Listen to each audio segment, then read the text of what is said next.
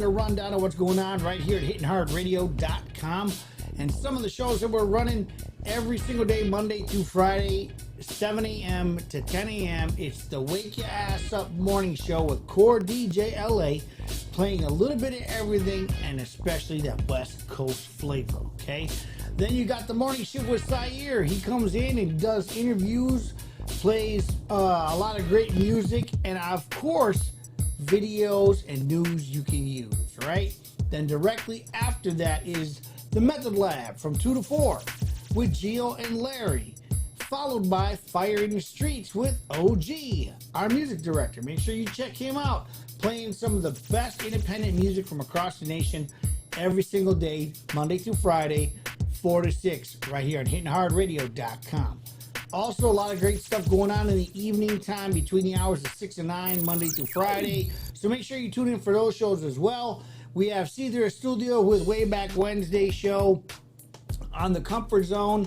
And then every Thursday night is Throwback Thursday. A lot of smooth grooves and a lot of funk and electro. All that stuff kicks in. Starts right here at 9 p.m. till 11 every Thursday night. So don't go nowhere. Make sure you guys tune in and check them out. And then obviously every Friday, it is Hitting Hard Mix Show with the Pitch Control DJs, bringing you all the flavor you can handle for your house parties. If you're not going out to the club, you want to tune in, all you gotta do is listen to these dudes right here.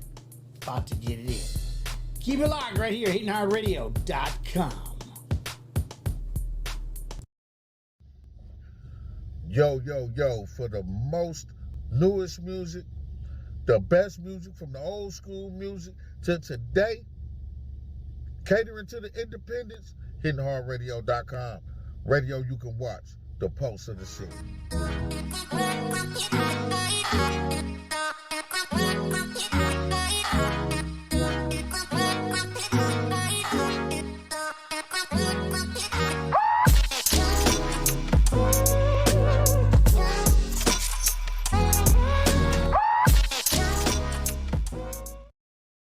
What you doing still in bed, man?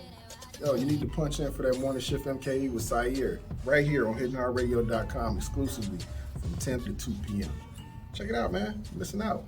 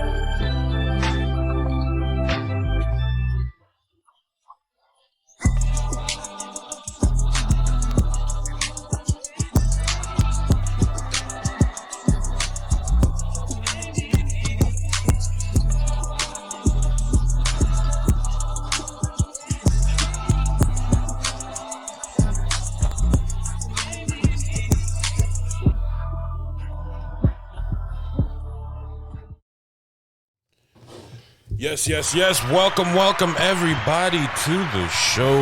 Welcome to the Method Lab, to the METH OD Lab. We got a Phantom commercial. God, 7 a.m. to 10 a.m. It's Let the me get that out of the way. All right. Let's try this one more time. Welcome to the Method Lab, the METH OD Lab. Here exclusively on hittinghardradio.com. Radio you can watch. Yes, ladies and gentlemen, it is good to be back for myself. It is Monday hangover Monday, however you categorize it. It is a new week, a new day, a new adventure. Yes. And well, as customary. Is customary a word? Yeah, right? Mm-hmm. Customary? Yeah, that's customary. We'd like to say thank you to all of our listeners, to all of you that are tuned into the show. We appreciate you. We thank you. We got a lot of love for you guys because without you guys, this show wouldn't be where it's at. we're rounding about, what, 2 years now? No, yeah, right? 2 years. 2 years, I want to say come August? About August, right? Yeah. So in a couple months, we'll be celebrating 2 years of the Method Lab here on HiddenHeartRadio.com. And, man, you know, they say time flies when you're having fun. And these 2 years have flew by. On that note, also want to say thank you to the groups that allow us to share on a daily, weekly, monthly, yearly basis. We appreciate you guys as well and your community that allows us to share our content with you guys. I want to give a quick shout out to all of the community events that were going on this weekend. A lot of great things were going on in the community and in the neighborhood, from cleanups to pop-up events to brunches over at Belly's. Everybody in the city was having a good time and enjoying the weather and enjoying good company, and that's always great to see. It was a good change of pace from hearing all of the other shit that goes on in our community. It was nice to see that this was a weekend where the majority of the news in my feed and in general was mostly positive. So on that note, hopefully you guys enjoyed your weekend. El, how was your weekend? What did you get into? Man. Well, this weekend was interesting. It was a real bonding moment for me. Yeah. It was a bonding moment. It was a moment of clarity. It was a moment of planning and strategy. Not only just on a business sense, but life. And I apologize if I'm sweating through this. Had a little bout of dehydration. So that's why you see me with my large Gatorado. I was going to say bottle of electrolytes. I wasn't even going to try and switch up the name because I really don't know how to say it in any other. Gatorado. I was going to say crocodile piss, but Crocodile piss. That's that Bobby Boucher water. Right. Oh, no. Oh, no. Gatorade's the devil. It's a sworn enemy. The sworn enemy. It's the water boys. H2O. Liquid kryptonite. Liquid kryptonite. But no, like this weekend was interesting, man. We, my daughter and I had the pleasure of seeing a film that we had wanted to see for the longest, and we had been putting it off because we just didn't have a care in the world to watch it. Spice World. I have no desire to watch it. No desire to relive that. Even though I did see it when it first came out on demand, I never want to watch that again. It was so confusing. But we saw Ghostbusters Afterlife. Yeah. I honestly, I know I've came on here and I've said what people have told me about the film. And I do kind of see why they said that.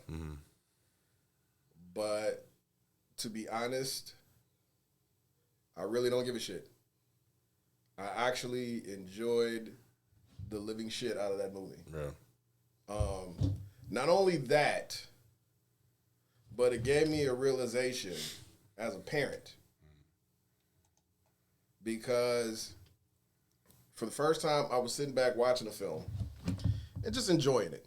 Just enjoying the time, enjoying the company, and enjoying my daughter, just laughing at things. But what I realized midway through watching it was that she understood all the references. It was almost like watching it with one of you guys. Not only that, but you know how you watch something that appeals to your inner childhood and it resonates? And sometimes when you have these films that do callbacks to, an original, it overwhelms you with emotions. So my daughter is relating to this lead character who feels like such an outcast, feels like such a loner, misunderstood and everything. And all she wants to do is prove that her grandfather, who is one of the original Ghostbusters, was right. And when she has that moment in the end where all four of them reunite, she cried. She actually cried. She got so emotional at the idea of all of them coming back. And then when he shows up and he has the proton with his granddaughter, she was just teary-eyed.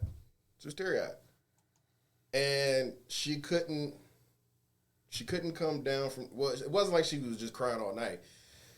She was just so overwhelmed by a film that just hit on all cylinders. And it got me thinking, holy shit.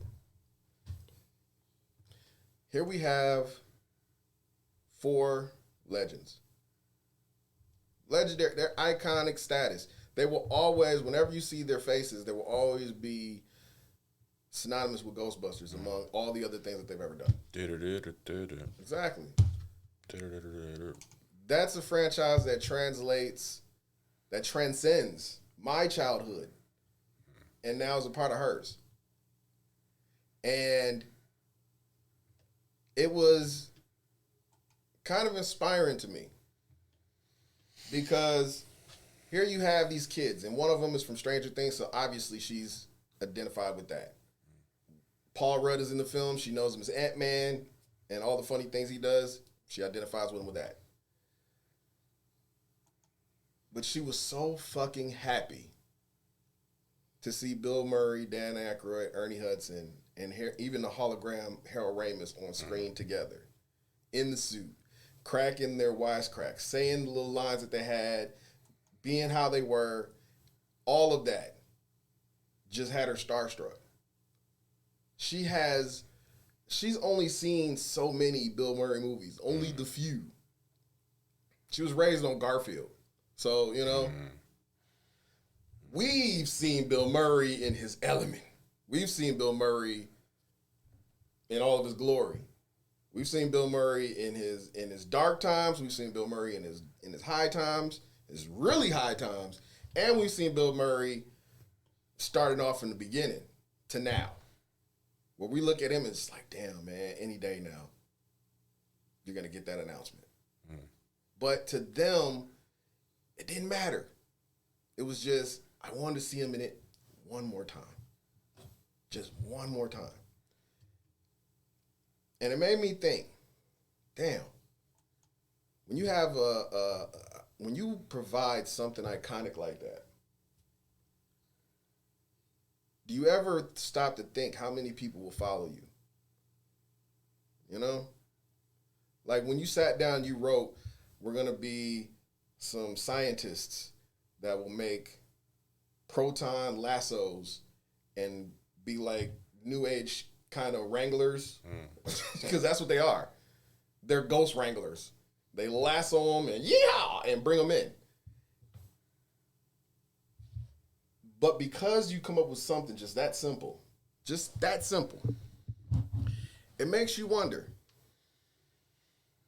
you know, what goes into the mind when you created something like that? Do you ever stop to think, will people follow this? How many people will follow this? What do you think this will inspire? Because I can tell you, they started off writing this for just a comedy. And now you look at it, it's $1 billion franchise. It has toys, it has cartoons, action figures, posters, tattoos. They've rebooted this film twice. Twice. The ladies, you got it. I don't reckon. You have to. No one in the world. Look. No one in the world acknowledges that part of history happened. Here's why I bring this up. It's time we forgive them. It is high time. Look. Hey, folks. I get it. I was not a fan of that film either. It had its moments. They were very few. Very few. And if you blink, you missed them. But,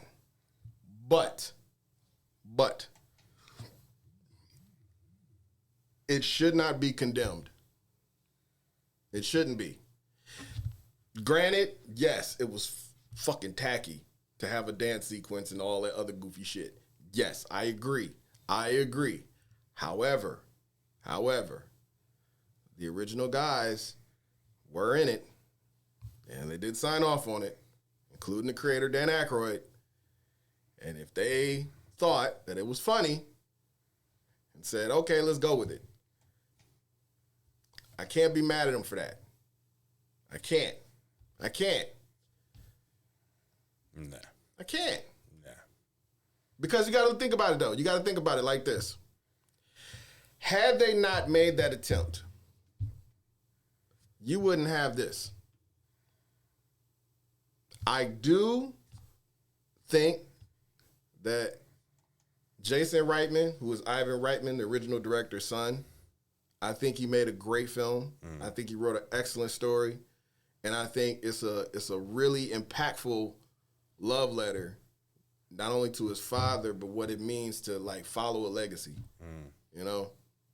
And that's one of the biggest things I got from it. And that's what made it really beautiful. The other remake, on the other hand, I felt like that was more so trying to capitalize on women being in leading roles. And it was trying to push for something that they knew would be popular, but it just wasn't executed right. And it did kind of feel like it was being force-fed to a lot of people. So I don't really blame the film itself. I really blame how they pushed it.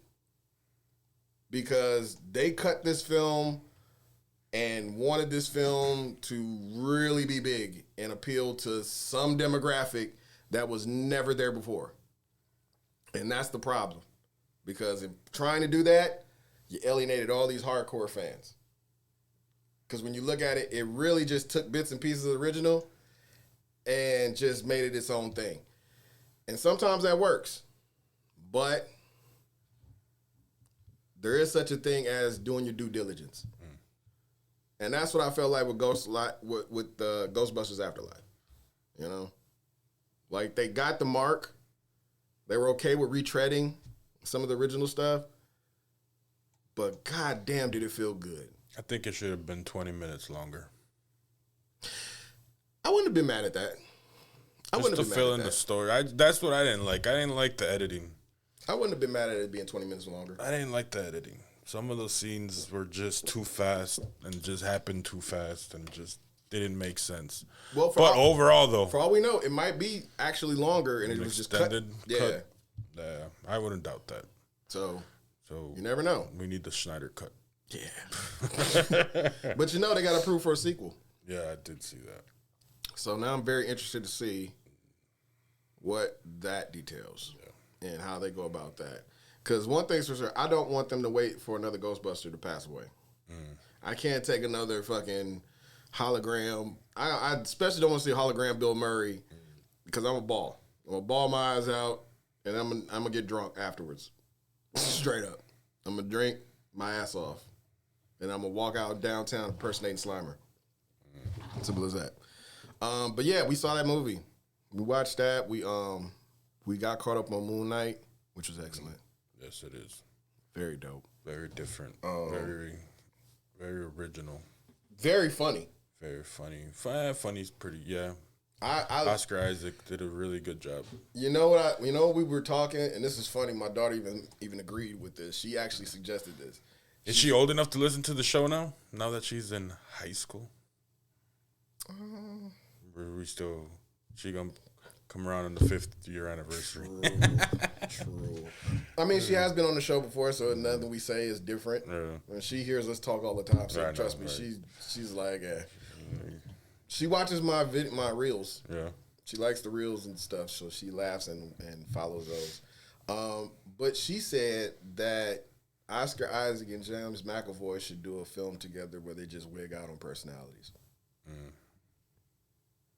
just the two of them hate each other, and they're fighting, but all their personalities come into the foray. You just call it Civil War. So Oscar Isaac with his multiple characters, James McAvoy with his multiple characters, just go at it. Just go at it. And I was like, I would actually love to see that. I would love to see that. I probably wouldn't be able to contain myself watching them flip-flop between accents and personalities and all that shit, because he's switching between a British accent, a Jewish accent, a French accent. Then James McAvoy is switching between a 5-year-old, an 8-year-old, an older woman, a fucking animal, a fucking just everything. So, they're so fucking talented. And I don't know. I would have loved to see that. That would be actually an excellent tour de force, as they say, for performance-wise. Have you shown your daughter Multiplicity? No. However, we were having a talk about high school and the way people react and think and act in high school and how they pressure, themselves to grow up too fast. We were talking about that, and we did have that discussion. And then while we were having that discussion, my daughter, I'm realizing, is such a anime nerd, but also she's becoming a film nerd too, because she has like favorite actors she likes to watch. And I'm learning that she loves films by Andrew Garfield, Leonardo DiCaprio, Paul Rudd is growing on her, Arnold Schwarzenegger she's interested in. Atta girl. But here's the thing. I kind of fucked up. I fucked up. Here's why. You showed her Eraser. No. I went way beyond that. Oh. Eraser would have been easily a better choice. True Lies.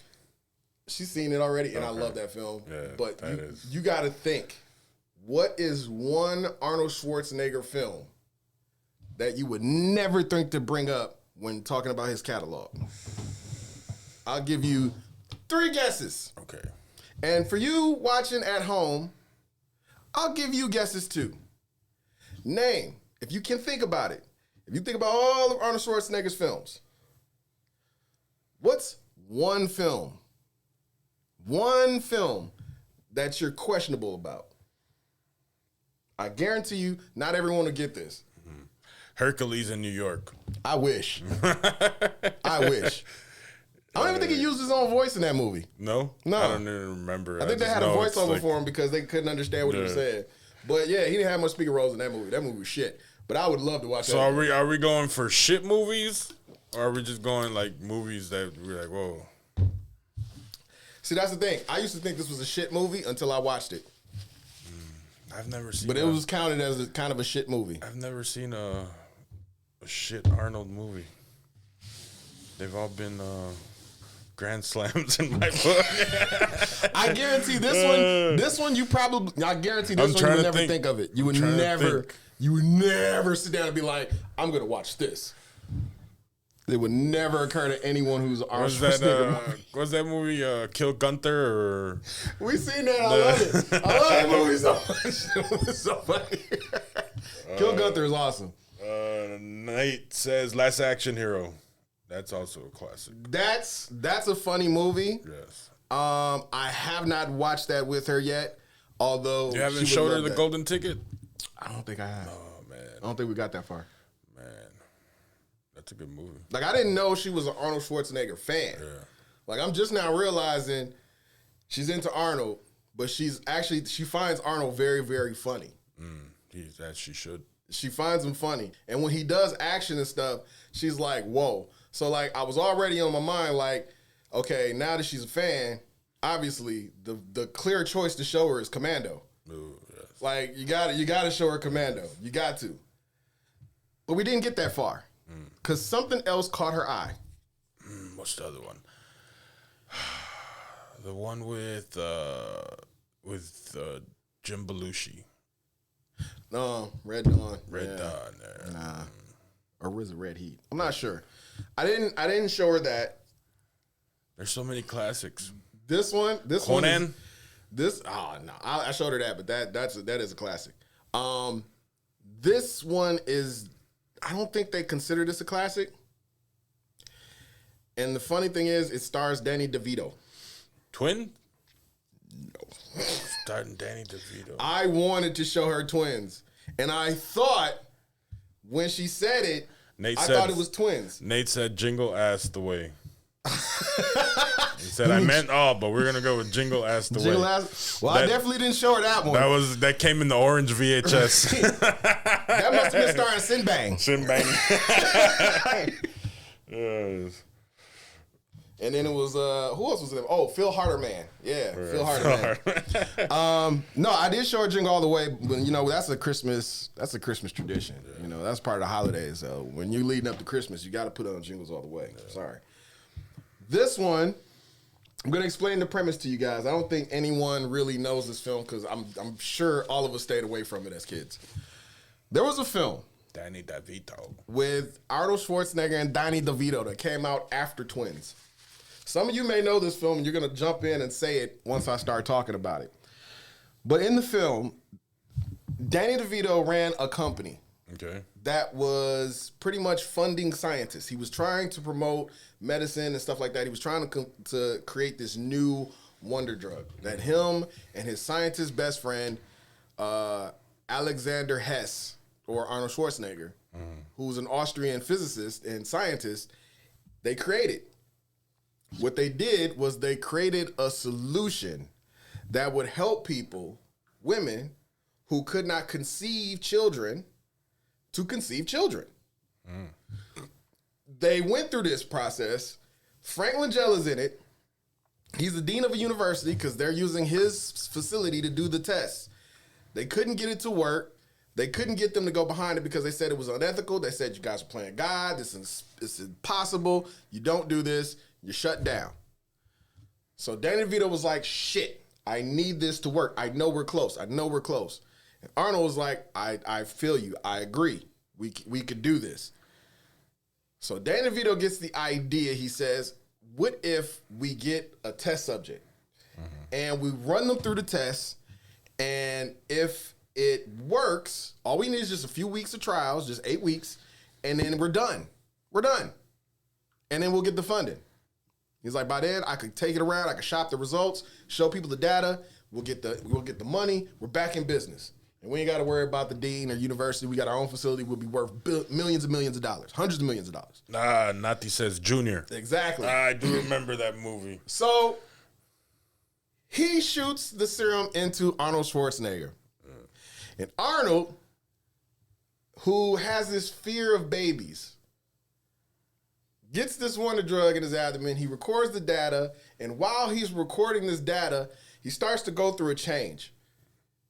He becomes almost feminine-like. His hormones start to rage. He goes through all of the symptoms of a pregnancy for 8 weeks.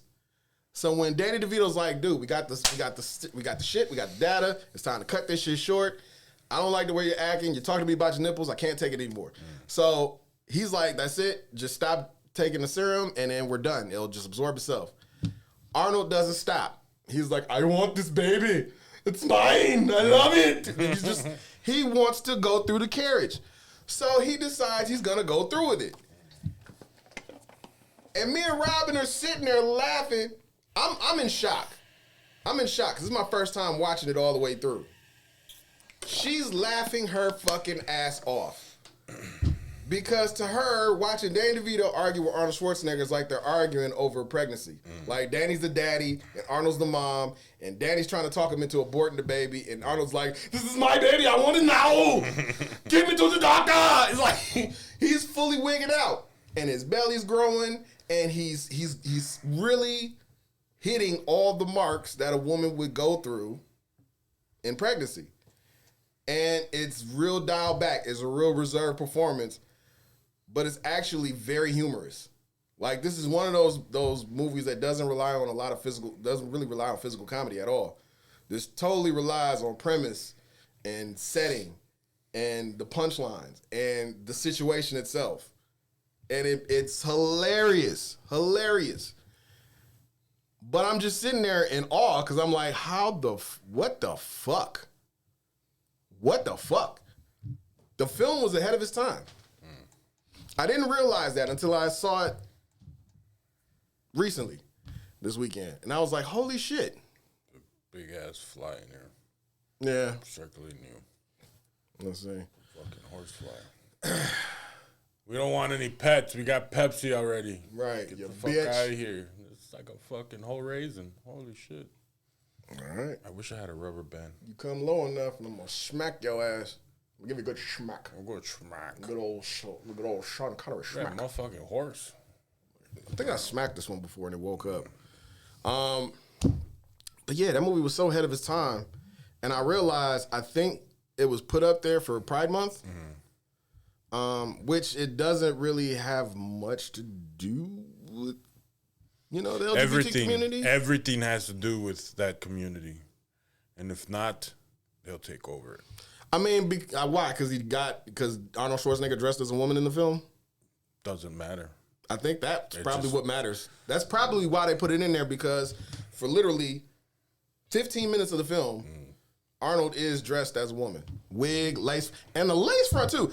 Arnold had the first lace front. I didn't realize this. That was the thing that my daughter was like, oh my God, Dad. Arnold has a lace front on. And I mean, he had edges, and it was banged. It was great. I was like, holy shit. Tyler Perry couldn't have put a wig together like that. And he in Atlanta. Like, his shit was feathered. I was like, holy shit. And all the women are looking at him like, that's a big-ass woman. They just keep saying, big-ass woman. He's just like, I just feel so tired. Like, once he started going into labor and he was making the sounds, it's hard as hell to keep a straight face. The baby's coming. Oh, shit. Crazy. Oh, shit. Crazy. Because the whole time watching, I'm just like, wow, man. He fucked the nanny. He did. He did it. And it's like, damn, man, you made a film like this, an ultra-sensitive film, showing your vulnerability, your sensitive side. It was a role that I'm pretty sure a lot of people wanted to play. And I'm pretty sure they would have done an excellent job. But Arnold really did do a great job. And it's a funny-ass performance. But while watching it, I couldn't help but feel I am too sober for this. Way too sober for this. It's still funny, but I definitely wouldn't mind having a drink while watching that, because that's hilarious. Like, it's one of those movies, as a guy, you're not going to be in a rush to go watch it, but if you have yourself sitting there and you're like, I'm bored, watch Arnold Schwarzenegger get pregnant and then try to jump Emma Thompson on the couch with his pregnant belly. That shit's hilarious. That's hilarious, because pregnant women do have a range of hormones where their sexual appetite increases. So watching Arnold totally be pregnant and then kind of seem like a predator, it was just hilarious. Fucking hilarious. So fucking hilarious. Shit. It's credible. But yeah, we saw that. And we had a long talk about why they would make a film like that. So I found myself kind of giving history lessons a little bit into our time in the 90s and how a lot of the things we did and believed, even in the early 2000s, because right after that, Knocked Up came on. And I was like, holy shit, I'm never going to get out of this conversation. That's the one with Seth Rogen. Yeah, I don't like that guy. Yeah, she said that you laughed just like him. No. You know I what? thought I was like, Call don't, her. don't let us. I was like, don't Call touch her it. right now. He laughs like me. I don't know, man. I don't know. We got to consult with who laughed first. Who laughed first? I know the moves of the Swayze. I'll make gotta sure have a roundhouse that guy. he never laughs again. Fucking pull the trachea out of his esophagus. God damn it. Robin, you're on timeout, ma'am. You're on timeout. Oh, man. But no, we had a ball. We were sitting there, we were chilling, we were cooking, we were watching movies, chilling, and That's what's just up. really vibing and stuff. I got caught up on a lot of. I watched that whole speaking of nostalgia and bringing you back, and something that's done very well. That Chucky series. Where does that come on? Spike TV. Spike? On Spice. No, not Spice. Sci-Fi. I was gonna say, is that the fucking porno channel? What the fuck? That's a difference. That's Spice. Chucky. Chucky. No, it's on Peacock, but it's Oh, sci-fi. the sci-fi thing. Okay. Yeah. But man, they did a good job. They did a good job to blend in, a little bit of the modern with the LGBTQ community and into the storyline. And it's a new day and age. You got to get used to that. They don't do it too overboard, but the tie back it's very good. They tie back to the original series, so the first movie up until With Andy and shit. up until the reboot that they did a okay. few years ago. That's good. But they also remember that weird year like 3 years ago when they rebooted it twice in 1 year. Oh, at the same time? Yeah. So not the reboot where they were in the toy store. Okay. The other reboot where they had Andy come back. Oh, okay. So they go on that storyline. And they did a phenomenal job. They give you the backstory. They pretty much they give you the backstory to who Chucky was as a human. How he started his murdering spree up until when we are introduced to that character in the toy shop and when he gets struck by lightning and all that. Right. So it gives you a little backstory on that, and it continues a new story. And Chucky is fucking phenomenal. I gotta say, man, streaming services are the shit. Because Peacock has R-rated shows, so you get the cussing, you get the fucking fuck you, Chucky, They have Jennifer Lilly. Is that her name? Jennifer Tilly. Yeah. Jennifer Tilly plays her role. Man, it's a very. I highly recommend it. It is actually really, really, really good. Nate says you record the Adam and Eve commercials. I do. Get 36 DVDs for $3.99. That is hilarious. Nah, but like you see, like when they're doing that and they take the time to really cultivate a story, you're able to do quite a bit, and I like that. I happen to think that that's awesome. I do want to actually check it out. I've been wanting to actually join up on Peacock. It's worth it, man. Peacock is definitely send us a check, NBC, but it is definitely worth it. They have had some really good content as of late. They had that movie, The Northman. Yeah, that's amazing. Amazing. If you have not seen The Northman, it's not for everyone. If you're a fan of Braveheart, you'll love this. If you're a fan of Apocalypto, you'll love this. If you're a fan of The Nightingale, holy shit, you're gonna fucking love this. If you're a fan of Beowulf, the animated movie that we watched not too long ago. Oh, yeah, that was great. But I think this is more brutal. Oh, Northman definitely. is fucking definitely. But it gives you, as of late, I'm a huge Vikings fan. I watched the Viking show all seasons. I've already finished the spinoff. Like, anything that has to do Vikings, I'm for. The actual show. I don't like those spinoffs and those other 36 that follow the same storyline and call themselves original. But Vikings, I fucking love the lore, and I think this movie did a phenomenal job on not only...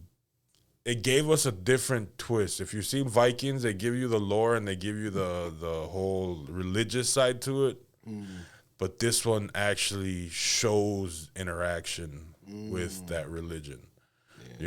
Where you see spirits, where you see, the gods interfering in life and like things like that.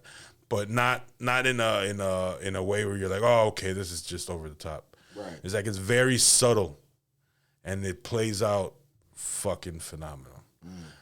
I'll ruin one real little scene for you. Just remember that I told you there is humans in the shape of a horse staked to a hut. When I saw that, I was like, whoa, shit got real. And from that point on, shit got real. Like, it was a very, very, very good meant movie. to talk to you about that movie last week because I was, you know how I, with the computer and stuff, and I jump on there and I was seeing if I could pull it. And I ended up finding a place where I just watched it. And I was like, holy fucking shit. And I was like, God damn, I should get this. Because I knew I was right away, I was like, fuck, Jill fucking flip out seeing some shit like this. This shit is real visceral. I want to watch it again. It's fucking phenomenal. It's phenomenal. I think it's probably one of the best pictures of this year. I would think so. I would put it up there. And it's man, it better be in some good company. Because that shit is real. Like, the only thing that would make I think motherfuckers got split in half for real. Yeah, it's fucking good. It's the fight scenes, the combat, the battles, just the overall aesthetic, the ambience of it. It's the earth, the whole environment is just lived the fuck in. And you just, when I look at films like that, I always wonder to myself, like, God damn, you had to go someplace real secluded and just really go to town on the environment around you to take it back there. Yeah. You know? And then you got to immerse yourself in that world. I would love to do a period piece kind of in that realm, but I know my black ass, there's not a single period piece where it'd be fun for me. Right. However, just being around something like that, you know, that environment, when you create stuff like that, it's just like, wow. Yeah. Like, that's such detail, you know? That's amazing. It's amazing. Amazing film. Yeah, it's a very, very good film. Very, very, very, very good film. And I also watched the Michael Bay shitsplosion movie, Ambulance. Oh, you watched it? Yes. Old Black Betty, Ambulance. That's on Peacock too, right? Yeah. That's what I figured. I'm gonna say it's not too bad of a movie. It's not too bad. It's not Bad Boys 2 over the top. It gets a little over the top, but yet it still plays out. You could tell it has a lot of influences from like Heat, and like in that regard, it's a lot of fast pace, a lot of cut, you know. But it's actually pretty good. I think you might possibly enjoy it. It's not Michael Bay being Michael Bay.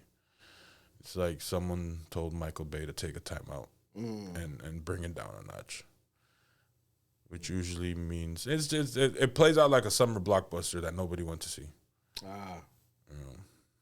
Yeah, I kind of get that vibe from it. Yeah, I always felt like it was a Netflix movie anyway, but once you know, Candyman did a great job. Oh, you found out the Candyman movie? No, I'm saying Candyman. Oh, Candyman. Candyman did a great job. Making his rounds. I'm proud of him. Jake Gyllenhaal all day, every day, as he normally does. Yeah, his character is a little annoying. You just gotta let Jake Gyllenhaal. Yeah, it had a real CSI Miami feel to it, like that type of color scheme and like editing. A lot of fast-paced cuts and witty comments for no reason. Rumble cam. Yeah, yeah. But overall, I was expecting a bigger piece of shit, a huge piece of shit, and it was just rabbit turds. Rabbit turds. We can live with rabbit turds. We can live with rabbit turds. You can get away with rabbit turds anytime, any day. Yeah. But one thing I am getting into, I started gearing up for it yesterday, and I just wasn't in the mood for it. I started falling asleep, so I didn't want to disrespect my show. My show. As you all know, or if you didn't know, Peaky Blinders final season is finally on Netflix. And this is it. That's a vibe. This is the end. Yeah, this one is going to end, my friend. this one is one that I am gonna take my time with because Peaky Blinders has been that show for me. I'm gonna drag my feet on watching the final season. Yeah. I'm not watching it just yet because of the simple fact that this year I have to say goodbye to Ozark. Yes. I had to say goodbye to Stranger Things. Stranger Things has another season. Yep, coming out next month. No, but it's not the final season though. Oh, it is. Is it? Yeah. I thought they had one more. Yeah, this one. Oh, this one is? Really? Oh, I thought they had one more after this. This is it. Oh man. This is it. Damn it, I shouldn't have watched the beginning of these, so god damn it. So Stranger Things, then Peaky Blinders. Peaky Blinders. There's something else wrapping it up. I can't think of for some reason. I know they announced Bel Air season 2's in production, Okay, well yeah, so I'm excited for that. yeah. I'm interested to pick that up. They said they're gonna go. Nate says Yellowstone. I heard it was good. I did good reviews about, but I just never watched it. I think that's gonna be one of those shows I wait till. It's like it feels like everybody's rushing to get to Gander Mountain on that show. Like It's like when you see. Like, no, Deborah, I got it on credit. To me, it's like a retelling of Dallas, where Kevin Costner is JR. Now, in that universe, In my opinion, in that universe, 1887, I believe is the name of the show. With I think I told you about it a few. no, I heard about 1887. Yeah, that show is phenomenal, and they're doing another prequel that goes into, I believe it goes into after the storyline of 1887. So it's pretty much, it introduces the Yellowstone family. I guess it's a feud for land amongst two families, or possibly more. But there's two main families. 1887 is pretty much how the families got to that land and that territory. And they're going to do another one with, I believe they said Michelle Pfeiffer, and I don't want to be wrong, but I think they said Harrison Ford. That'll be interesting. Yeah, so they're going to be playing the lead roles. Now, can they beat, what the fuck is the name of the country singer and his wife that are actors? Damn it, I always forget. Tim McGraw and his wife, man, I feel like a woman. Oh, I forget what the fuck her name is. But though they're fucking phenomenal actors. Oh, yeah. And actress. Obviously Harrison Ford and Michelle Pfeiffer have chemistry before. If you've seen what's the name of that movie where he kills her? What Lies Beneath. What Lies Beneath. Yeah. Like that taps you right in the nuts. That's a good movie. It's all right to me. I kind of felt like it was... it was eerie. The first time I watched it, it was eerie.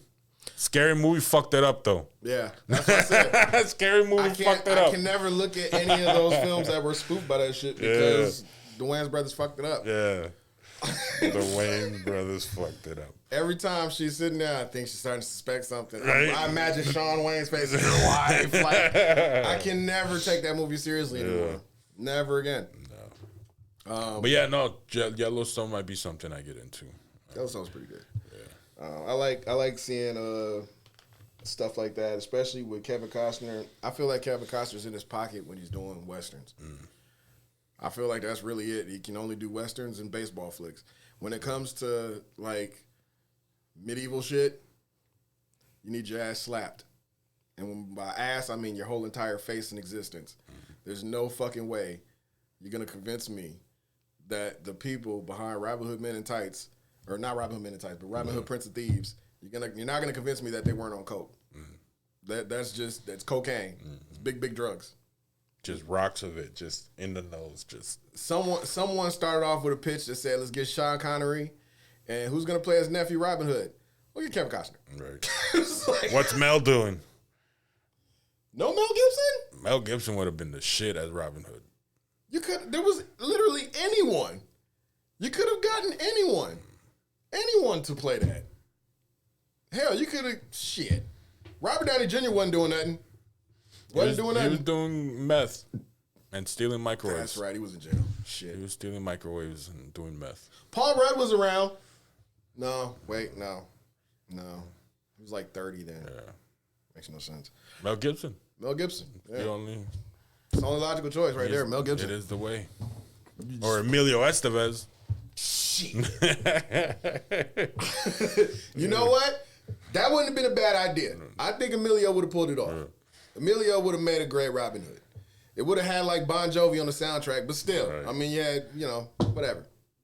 Emilio seems the type that he would die on set, though. Yeah. From like fucking. Hell, Sting sung on the original song, so why not?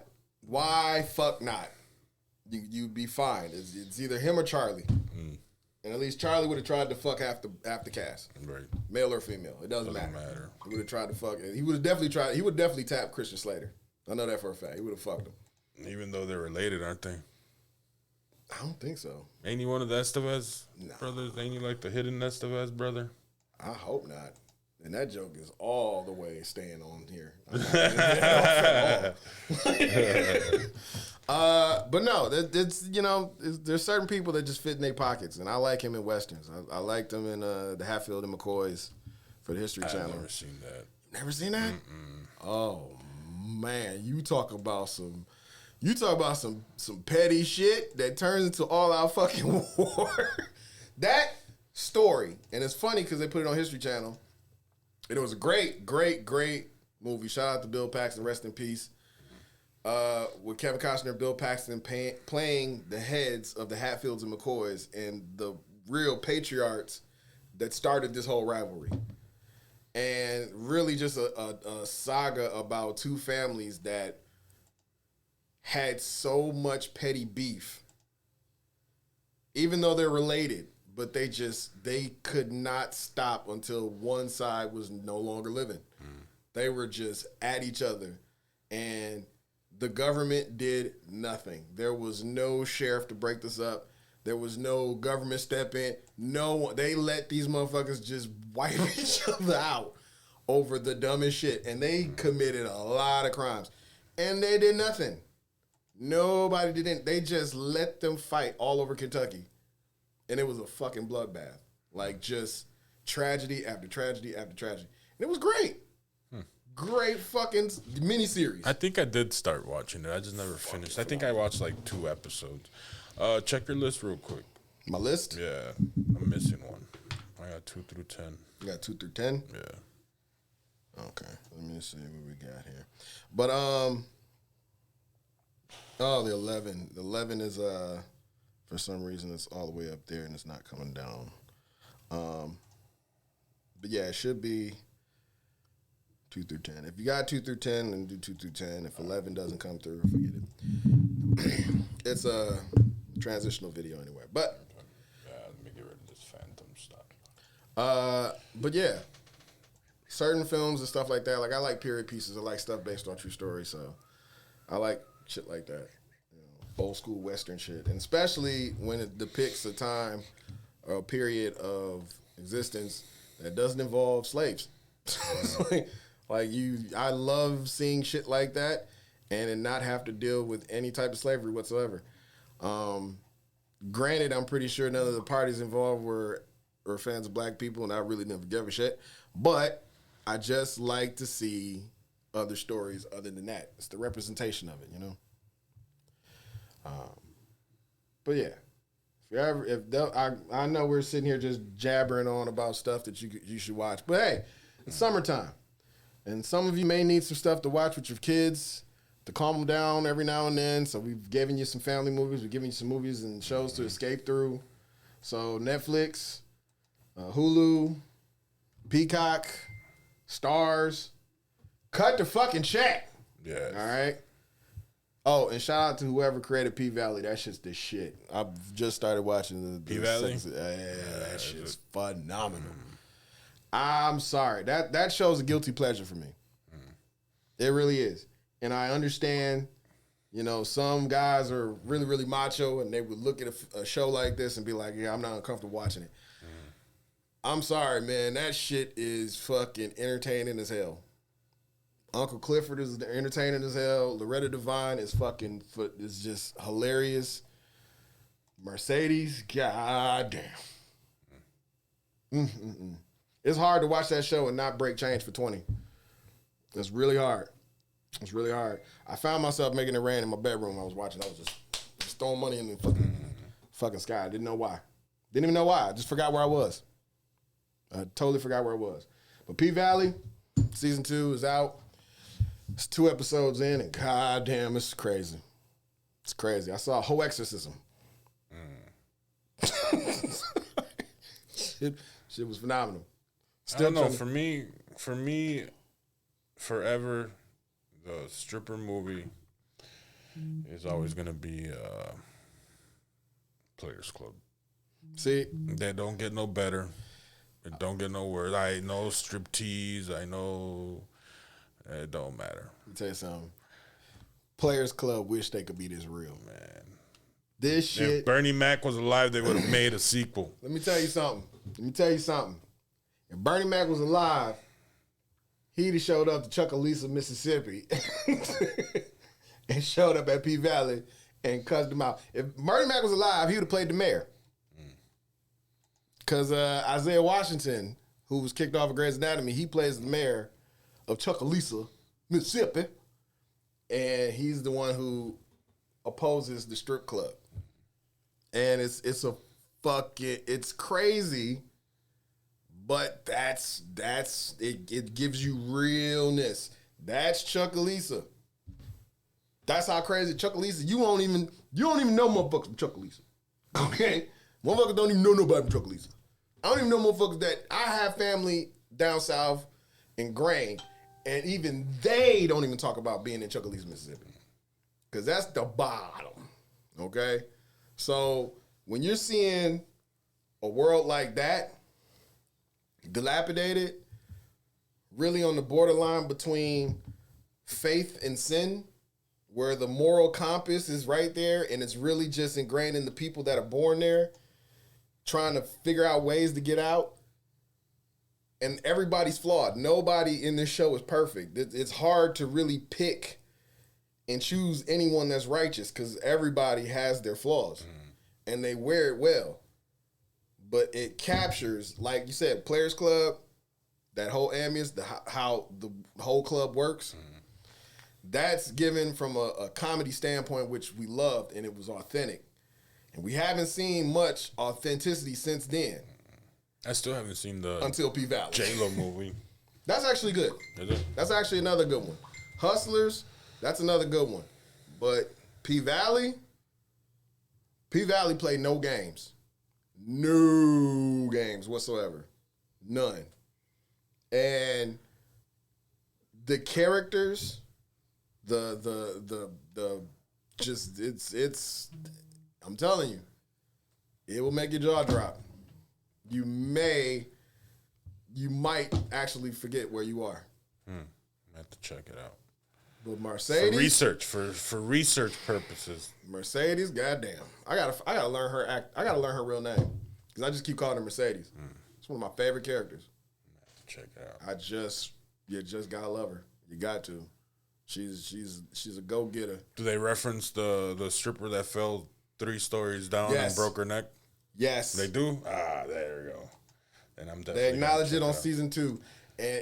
Man, I was sitting there when I was watching. I was like, it'd be funny if they actually, reference that, and then it happens, and you're like, what the fuck? That's what made it so great last night, because I saw it, I was like, oh shit. Because they're the season 2, so they're coming back from. It takes place everything coming back after COVID. Okay. So it's even showing that how the strippers dealt with COVID and the things that they did with that. God damn, it's just funny. Funny, enlightening, entertaining, and just jaw dropping. But it really, you know what it is? You know what I appreciate the most about it is? It does respect for the strippers. Okay. Because it gives you that glimpse into their lives, but it also shows you what they're doing is not to be taken lightly. Not everybody can do what the fuck they do on that show. These women are fucking making that shit. They're doing damn near Cirque du Soleil. They act and clap. And then some. They give a round of applause, a standing ovation. Like, you have to respect it as an art form, and they treat it as such. Even though, yes, they're there to get paid. Yes, they deal with some pimps, some thugs, some slugs, everything. Everything. All the negative elements that you can think of, the muster, the obstacles, they deal with them, they face them head on. But you can't take away what they do. You gotta respect it. Cause these women, what they're doing is upper body. It's art. It's fucking art. And they really make and break artists. Rappers that want to get on, your song ain't shit if they ain't working that pole to it. If them motherfuckers can't make it rain to your shit, you ain't shit. You ain't got shit. But when motherfuckers come in there and they see them fucking spinning around on the pole with their upside down, with their legs pointed out, and somebody standing on their legs twerking, and then another chick spinning on top of her like a helicopter, and they done made a whole image, and you just see money flying all over the place. That's a record executive's wet dream. That's an A&R's wet dream. That makes motherfuckers go out and say, find me that artist. Get them bras off that stage. I need to shoot a video. That's what music videos are for rappers. They try to recreate what they saw when they first heard their music. And they try to translate that out to the masses. And it's hard. It's hard. Because what those ladies put together, that's advertisement 101. And they make bank. But they also face a lot of danger. A lot of unnecessary danger that nobody else has to face. And that's what I love about that series. Because it captures all of that. That's why I say Players Club is great for kicking in the door. But P-Valley burns that bitch to the ground. This is real. Real as fuck. So, but definitely you don't want to watch that with kids. I'm sorry. You want to keep your daughter off the pole, you better not watch it.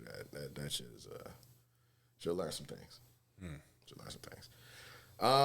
Yeah, that's for the adults. Anywho, Monday hangover. The Monday hangover. You know, coming out of last week and into this week, I felt fine. I know, we just talked about how we spent our weekend, and it seemed like a reflective time and a real relaxing time. But I wish I could say that for the rest of us. And by the rest of us, I mean, the rest of y'all. Seen a lot of angst, seen a lot of things being shared, a lot of events going on, like you said earlier, a lot of cool stuff. So I know, anxiety was high. People had a lot of stuff being planned, a lot of events going on, a lot of things that they're getting set for because the summer's here. Kids are ready to get out. Families are ready to travel. People are finding places to go and take families, do the vacation thing. Kids are signing up for camp, going places. Kids are getting ready to go to high school. So, they're relaxing. They're unwinding. People are getting jobs. People are, trying to move around, do some things, And every now and then, you have people that are going through transitions and changes, which is, cool.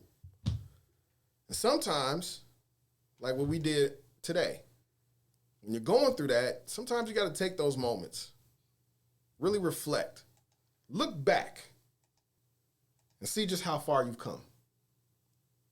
For example, I'm a hip-hop fan. I know you're a hip-hop fan. And one thing when I associate with hip-hop is I love looking at people, when they're caught in their element, especially the artists that, that can kick flows, bust rhymes, do all that shit, you know what I'm saying? For example, in our first video, check out this throwback, okay? Now, here's one where you have one of my favorite MCs, a legendary MC. I call him the Drunken Master, Old Dirty Bastard. And one of the greatest footages we've ever had in any archive is a moment where he was interviewed at a club show, and someone got up to him and they were trying to interview him, and ODB is in his element, drunk as fuck, faded. And when they're trying to give him an interview, ODB just takes over and he goes full Dirt McGirt, old dirty Osiris, gives him the whole Shaolin drunken style. And I had to share this. Because this is true dopeness. Okay? You got that queued up? I'm ready. Let's play it. Here. Let's show them this. Bamados. Check this out. Appreciate it.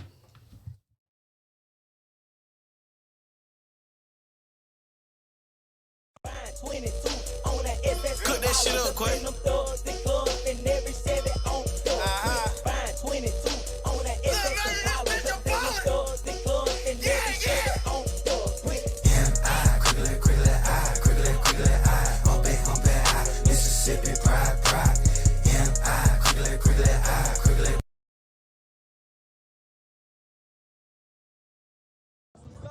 So, do the fact you so fucked up, you gonna me kick a freestyle for me later on, son? Right now, nigga. Okay, hit the freestyle. That what you want. Nigga wanna come and then they wanna run. I'm the A-Sean, who's the professor, be the analyzer, who makes the rest. Never stayed in a freaky way, pervert. Baby, I love the flirt. Never just a bitch, boy. Down when the man and the woman, they could never leave town. All of my back, like I'm a call to A-Sean down. Get up my ball, back to question. Here's your answer. Who's the B-box? I'm an advancer. I rock on and on and on and the bed, break of a dawn and everybody wanna be somebody. Put your hands, wave them in the body. Drink Bacardi. Let me be who I wanna be.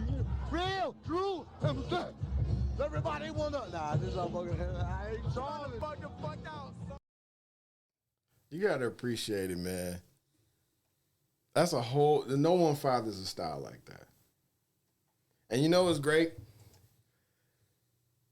If Old Dirty Bastard was alive today, and if I would have asked him the question I asked earlier, like when you first started MCing, did you ever stop to think that you would be considered one of the greatest performers? And he'd be like, yes. Of course I did. Sometimes you got to ask every MC that. Like, I would have loved to ask Kendrick Lamar, when you were making Good Kid, Mad City, did you think you would be a Pulitzer Prize, lyricist? Did you ever think that, you ever stop to think that, damn, I might be considered one of the greats? Someone would be like, yeah. Some be like, nah, I ain't really, real humble. Sometimes you got to ask people that you admire, people that, are a notch above you, you wonder, did you ever see this coming? Like our next performer. I always wondered, when I see this video, I have a question that I would like to ask him today. Let's check this out. Here we go.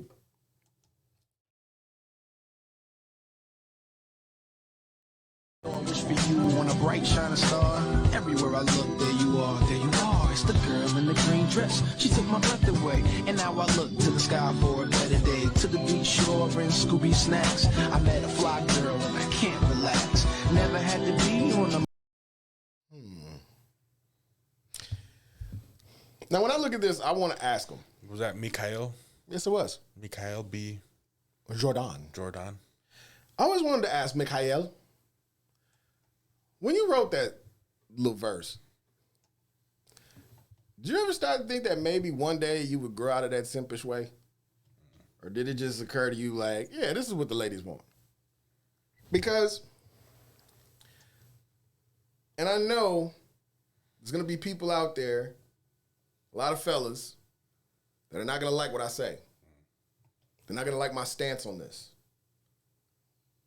But let's be real for a second. Because now that all the new developments, all the things, the details have come out about why they broke up, it has changed my I guess I can say it changed my perception. You see, when we talked about it, you were like, you think you're gonna talk about Michael B. Jordan, Lori Harvey, and I said, for what? Shit look fake. In my mind, it looked exactly like one of those Hollywood things that people do. They get together, they build themselves up, and they separate. What I didn't know was that this man really proposed to her. And she really turned him down. She really told him, I'm not ready to marry. I'm 25 years old, and I still want to have some fun. And when they broke up after that, which, makes sense, and it came out, there was a mass index of men out there that all of a sudden turned on their fucking chivalry wasn't dead. Oh man, they went out and was like, we broke bitch free and all this. They went full gassed up. These hoes don't appreciate shit. These women ain't shit. These bitches ain't shit. They don't fucking appreciate a motherfucker. You got a good looking dude with all this casual stuff, handsome, abs, nice lips. What the? Do you want to marry this nigga? Like I seen a dude describe this motherfucker down to his bare minimals, and I was like, did you want the ring? Did you want to be Lori Harvey or something? What? And that's nothing wrong with that. But my guy, he didn't propose to you. He didn't even propose for you. He proposed for him. When I look at this video, I see to myself, I said, damn, this is my first time seeing that. Michael B. Jordan was relatively young. His career was just taking off. Like, this is like Fantastic Four-ish kind of era, a little bit before that. So he's making his moves. What's that? That's before Killmonger and shit. Peachville, or what's the Fruitville Station? Around that time is when he did this. So I'm looking at that and I'm saying, he was about in his 20s, 25ish. And he's, obviously he's a guy who's, old school. He is a gentleman. I'm not going to take that away from him. This is a man that, comes from a stable home, two loving parents that are still married to this day, that practice love, that show love, that are shining examples of how to work as a couple. You're right. We need to break up families.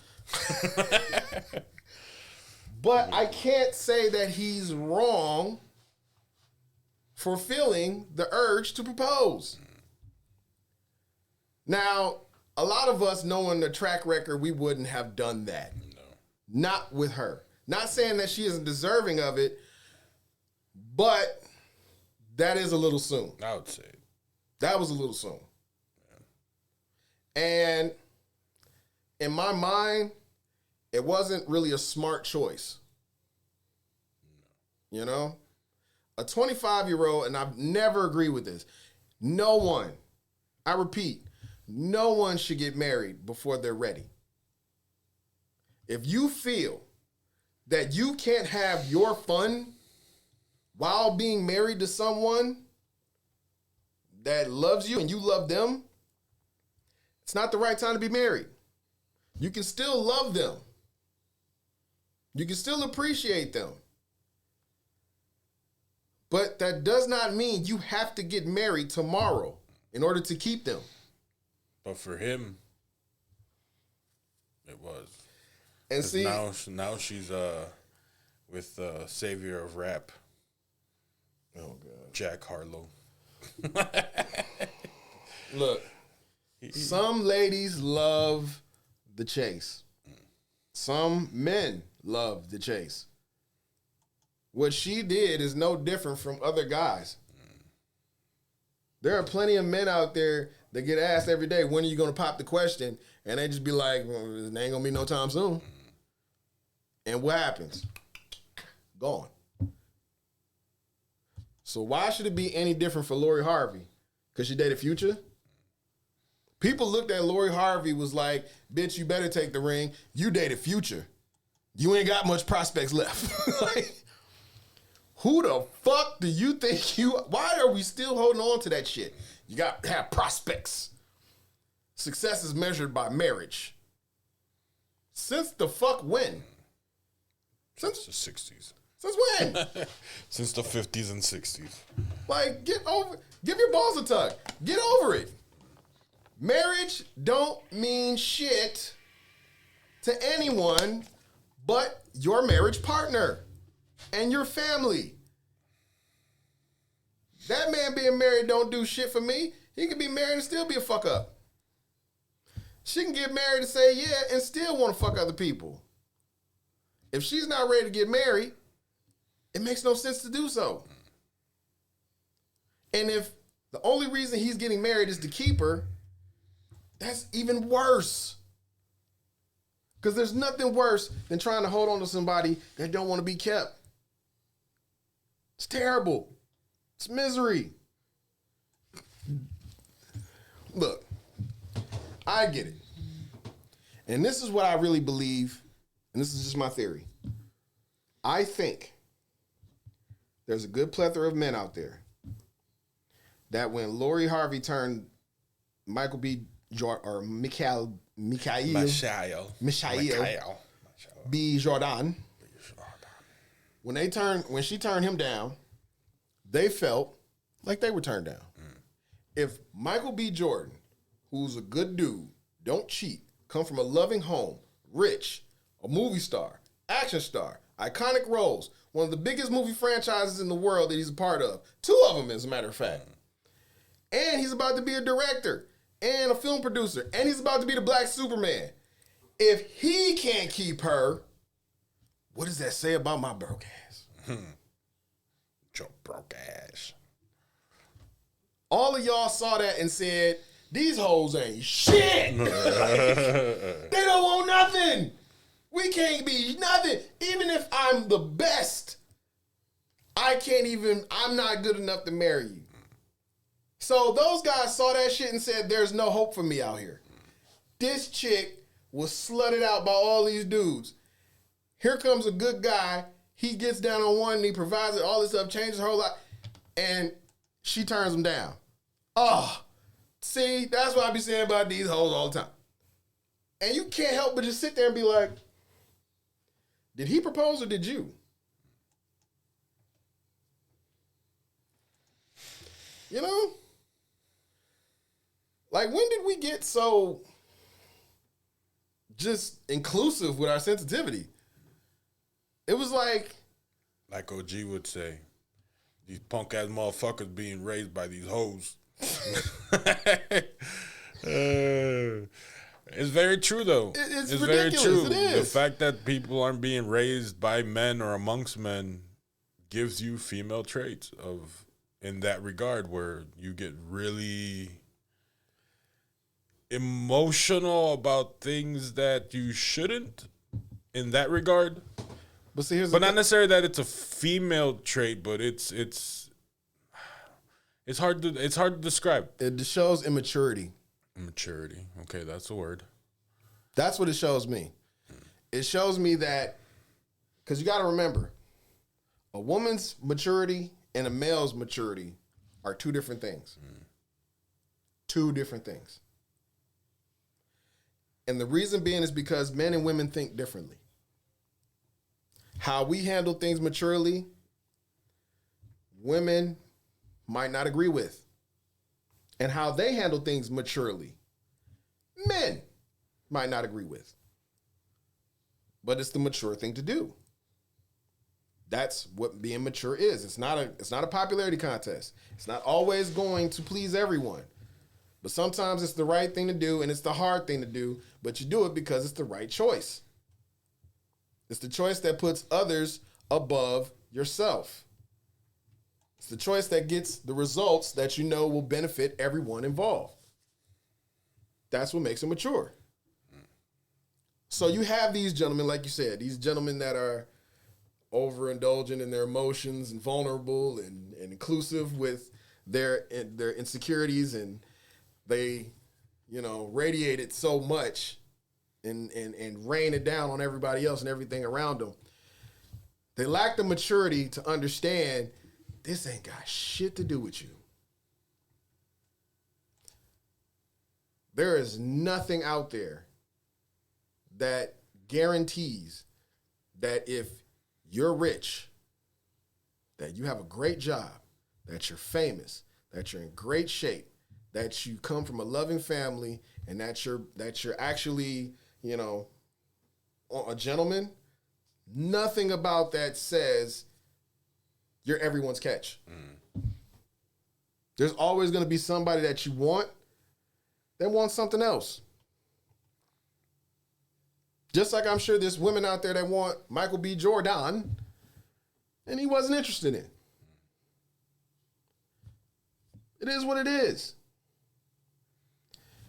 Look, I'm not going to go out on a limb and project my shortcomings and my insecurities on a celebrity and say, you do it for us, Jordan.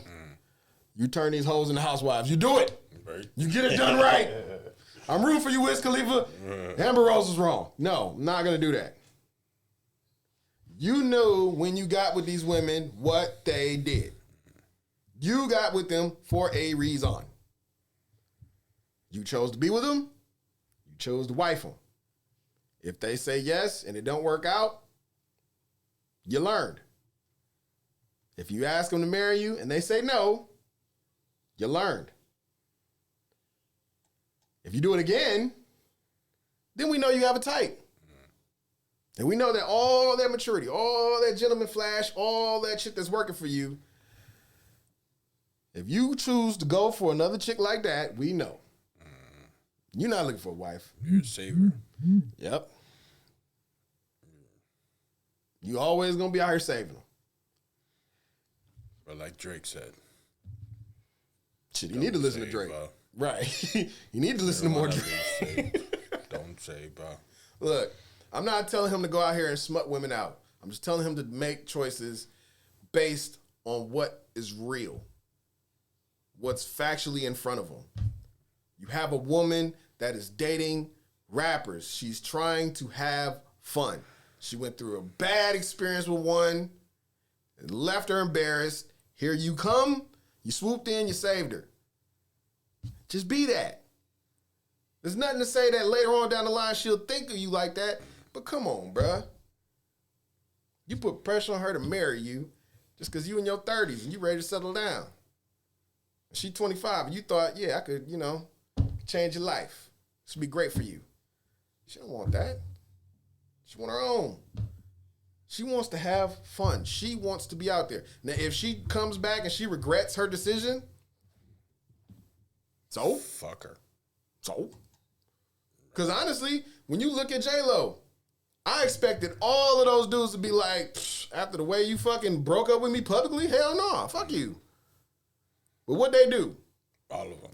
Diddy, soon as she got divorced from A-Rod, he went on a date. Bro. Then the backup dancer went on a date. Then Mark Anthony. Then Mark Anthony went on a date. And then Ben Affleck was the last one. She was like, okay, Ben, I'm back.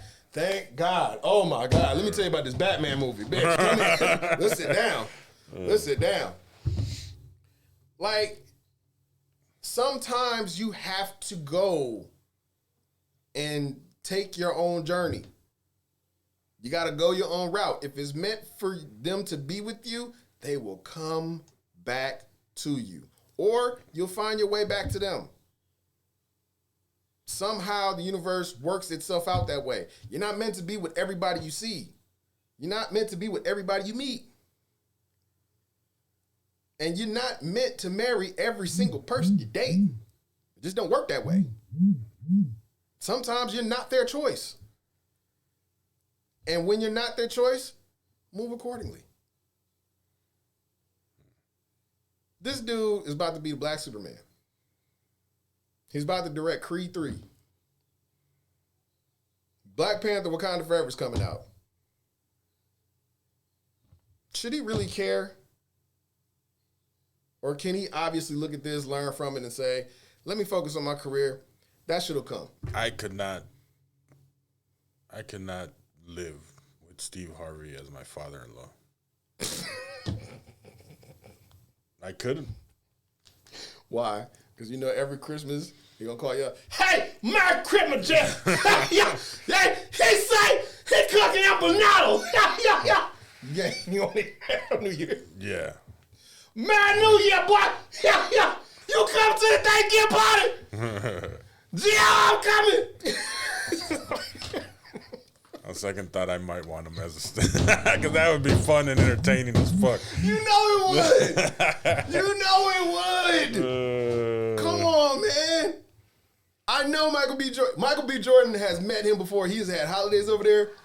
He's like, yeah, I want this. Bro. And Lori is just like, oh, I'm so tired of this shit. I knew it right then and there when Steve Harvey said that how much he liked Michael B. Jordan, how much he liked him dating her. I knew it was over. It was over. She don't want nobody that matches with her daddy. It's like being with a preacher's son or a preacher's daughter. No.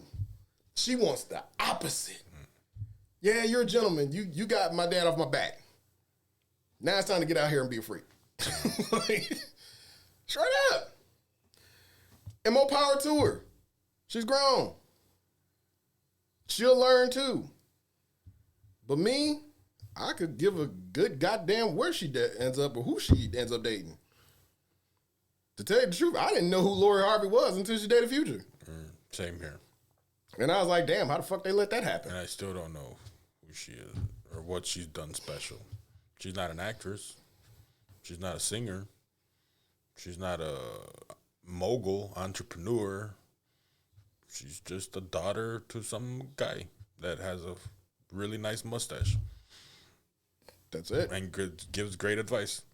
To tell you the truth, it kind of creeps me out because from the time she turned 21, it was like a countdown to when she became legal. Wasn't she? It was like, ugh. Wasn't she though? Like she was out there when she was before she was. Well, she was Steve Harvey's. 18. She's Steve Harvey's daughter, so she was able to get modeling deals because of how she Yeah. looked and makeup and stuff, and be a No, ambassador. but if I remember though, she used was basically to influencer. Like when she was young, she was often linked with artists at that point. Because wasn't she with Diddy when she was barely turning 18? She dated Diddy's son.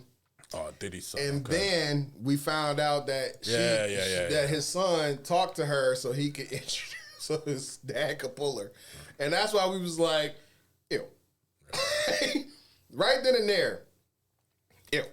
Yeah. So when people are doing shit like that, That's a good son though. I mean, it is. But if I'm Steve Harvey, I got problems. Okay. I got real life fucking words that I need to say with Mr. Sean Diddy Combs. Okay. I don't give a fuck if your name is Love. Your shit better be 1-2 check. Like, because I'm coming with hands. Anybody that plot on my child like that, nigga, we need to see some shit. We need to do some furniture moving. Like, we need to step outside and have a real conversation man to man. Yeah. Straight up. Straight up. You know? But that's how people move. It's not my place. It's not my concern. All I can say is that I hope they learn from it as a whole. But I will say this. For all the jokes and stuff that's going to come out about Michael B. Jordan, at least, you don't get crucified for dating somebody like this gentleman in our next video.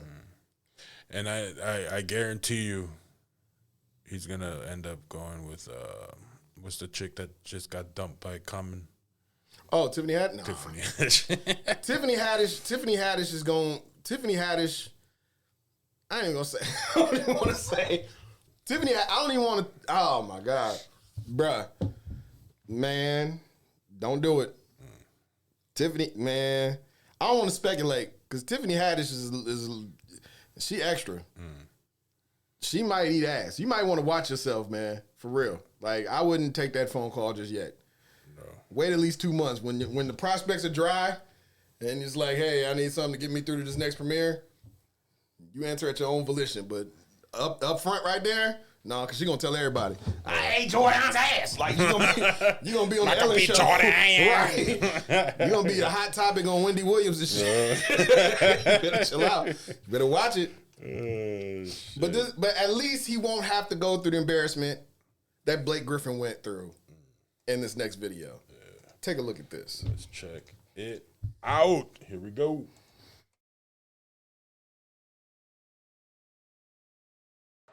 You want to get personal, I'll get personal.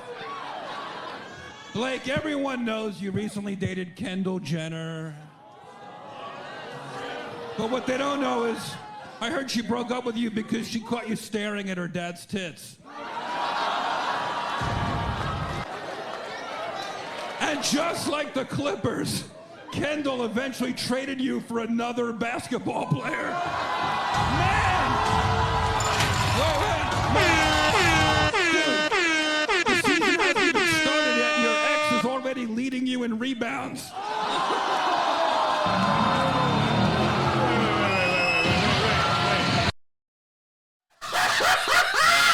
Yo, she's putting up more numbers than Draymond Green right now in the fucking NBA Finals. Shout out to you, Kendall. I love this game. I love it. Especially when the black guys are involved. Oh, shit. That's all you, Kendall. That's all you. But see, and Blake is taking it in stride. He's taking it in stride. So look, or at least he's not the guy that Kim was married with for like a week. What, that was the basketball player? Not Tristan Thompson, because I think she's still married to him. That's Chloe. Chloe's the one that he has like 16 illegitimate kids. And wait, which one are you talking about? Remember Chris Humphries?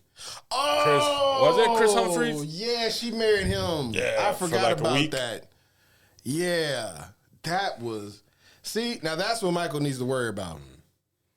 Them Kardashians get a hold of him. Oh man, don't do it, bro. Don't do it. Don't do it. Now, what the fuck am I talking about? Of course you are. You made that fucking song. Of course you're gonna fucking do it. Yeah. I'm gonna be an idiot and do it. Anyway, let's move on. So,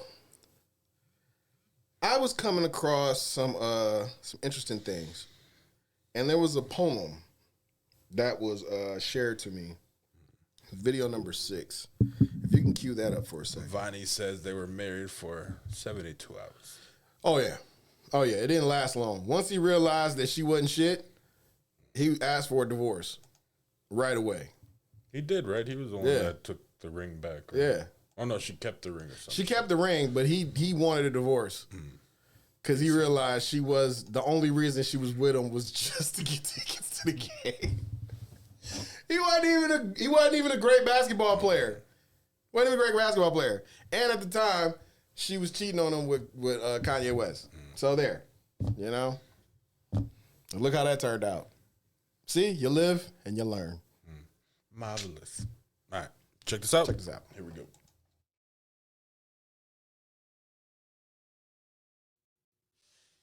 The game is Simon Says. You know how it goes. When Simon says do an action, you do an action. But you're only supposed to do an action if Simon says. Ready? Simon says, raise your right hand. Simon says, put your right hand down. Simon says, raise your left hand. Put your left hand down. Oh, Simon didn't say. Y'all look good. Okay, Simon says, put your left hand down now. Cross your arms. No. Simon didn't say cross your arms. You need to make sure you're listening. Okay, Simon says, smile. Show us your teeth. You're only as valuable as you are able. Simon says, raise your right hand again. Wave. Why are you waving? You don't know how to listen? You must not be a good listener at home. Simon says it's not time for a bathroom break. You go when Simon says. Eat when Simon says. Leave this room when Simon says. There's only one rule. Only do what Simon says. Simon says only speak when you are told to speak. Simon says, speak to your neighbor now. Why isn't everyone speaking now? You chose to play this game, now you're choosing not to play? How dare you ruin it for everyone else? Simon says it's still not time for a bathroom break and stop asking. Simon says you're not listening. People that don't listen will never be successful. You know what? They don't even care. They don't. Just take out a book and shut up. Read. Simon says read. Simon says it's time to file in the hallways now, one behind the other. Straight silent line, tight to the right. Simon says if you can't be silent, how will you hear what Simon is telling you to do? Silence. I said be silent. Simon said be silent. Simon said only 20 minutes to eat your lunch and be silent. Eat faster. Eat faster. straight and be still. Simon says tuck in your uniform. You don't want to tuck in your uniform? Go sit in the corner. Simon says if you can't handle this classroom, how will you handle your jail cell? Simon says you will refer to it as Officer Simon from here on. And Officer Simon says know your place. Officer Simon says show your teeth, boy. You're only as valuable as you are able. Officer Simon says put your hand down. We don't raise hands here. There are no questions here. Officer Simon says you must not be a good listener at home. At this rate, you'll not be going back home. Officer Simon says you will speak only when you are told to speak. Officer Simon says speak to your cellmate now. Why aren't you speaking now? You chose to play this game, now you're choosing not to play. How dare you ruin it for everyone else? Officer Simon says it's still not time for a bathroom break, and stop asking. Officer Simon says you're not listening. People that don't listen will never be successful. Officer Simon said it's time to file in the hallways again, one behind the other. Straight silent line, tight to the right. Officer Simon says if you can't be silent, how will you hear what Officer Simon is telling you to do? Silence! I said be silent. Officer Simon said be silent. Fix your uniform. Fix your face when you're talking to me. Clean your bunk, you fucking animal. Sit up straight. I don't care if I didn't say Officer Simon said. Officer Simon said it. So sit up straight and be still. Be still. Be still. Officer Simon says if you can't handle your jail cell, how will you handle your casket?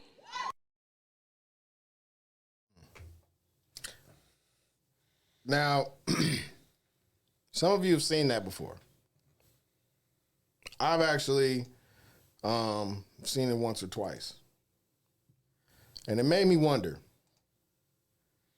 not for myself, but for everyone else. Because like we said in the earlier question, when you make statements, do you wonder if anyone will follow? Or at least wonder what will make you take those stands? Like when people listen to that, I know from certain experiences people have, they understand, they get it, and they follow suit because they understand where that comes from. But there are a lot of people out there that don't understand why Americans will feel that way. Why, people of color in this generation would feel so strongly that way. People tend to look at the past and say, shit's done, it's over. They don't realize, like, that shit's still here. That shit still lingers. The notion of being subordinate, even from someone that you can't trust fully to protect you. What that does to a human psyche. But yet, why? Why? Why is that still prevalent? Why is that such an easy task to do? Why is that such an easy thing for people of our culture, our country, period, to be subservient, yet be under this false illusion that we're free? So it made me do some research. And I was able to find something. It was crazy because at first I was going to make a whole video, and then I realized it was somebody that did it in a much more eloquent way, a much quicker fashion, and I didn't have to do as much. All I had to do was just take the video and bring it in. But it's funny because what I found out was able to be put in a smaller synopsis and put on display for you. So if you're wondering, why is it that even in this generation, we still feel regulated in a way that is consistent with the civil rights movement, with the progression era, with the way things are going, why we feel like we're still not making that forward progress. We always have to go back to the original root. Now, some people will sit there and say slavery. No. To realize exactly why we, as American citizens, have this notion that we're free, yet we are some of the most subservient motherfuckers to our government as any more than anyone else. Why? Because we're conditioned. Goes back to that point. If you lead, who will follow? And how do you make them follow? by forcing them to believe you lead. And if you don't believe me, take a look at video number 7. Because this, all right here, is fact. And you can look it up. It's public knowledge. Take a look at this. Here we go.